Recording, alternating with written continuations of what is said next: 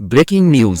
আজকে সবথেকে বড় খবর, আগামীকাল অর্থাৎ সোমবার মুখ্যমন্ত্রী মমতা বন্দ্যোপাধ্যায় ফুরফুরা শরীফ সফরে যাচ্ছেন। এই সফরের আসল উদ্দেশ্য কি, বিস্তারিত জানতে ভিডিওটি শেষ পর্যন্ত দেখুন। আর কমেন্ট বক্সে সকলেই ভাইজান জিন্দাবাদ লিখুন। আগামী সোমবার মুখ্যমন্ত্রী মমতা বন্দ্যোপাধ্যায় ফুরফুরা শরীফ সফর করবেন।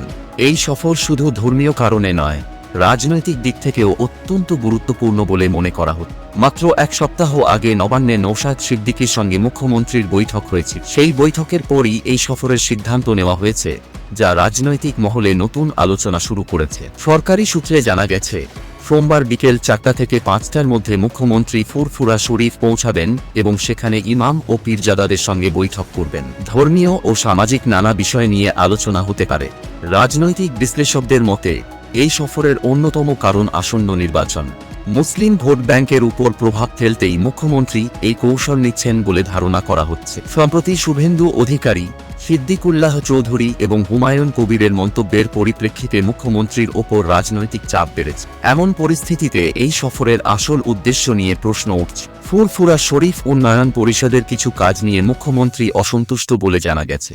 গতকাল এক বৈঠকে তিনি এ বিষয়ে প্রশ্ন তুলেছিলেন। তাই এই সফর শুধুই ধর্মীয় নাকি এর পিছনে বড় রাজনৈতিক কৌশল লুকিয়ে আছে, তা নিয়ে চর্চা শুরু হয়েছে। কেউ কেউ মনে করছেন এই সফরের মাধ্যমে মুখ্যমন্ত্রী মুসলিম সমাজের মধ্যে একটি বার্তা দিতে চাইছেন। আবার কেউ বলছেন এটি আসন্ন নির্বাচনের জন্য নতুন কৌশল। এই সফর পশ্চিমবঙ্গের ভবিষ্যৎ রাজনৈতিক মানচিত্রে বড় পরিবর্তন আনতে পারে। এই সফরের শেষ পর্যন্ত কি ফলাফল হবে তা সময়ই বলবে। তবে আপাতত এই সফর ঘিরে রাজনৈতিক মহলে উত্তেজনা তুঙ্গে। আপনার কি মতামত কমেন্টে জানান এবং সবশেষ আপডেট পেতে আমাদের চ্যানেল সাবস্ক্রাইব করুন, লাইক দিন এবং শেয়ার করুন।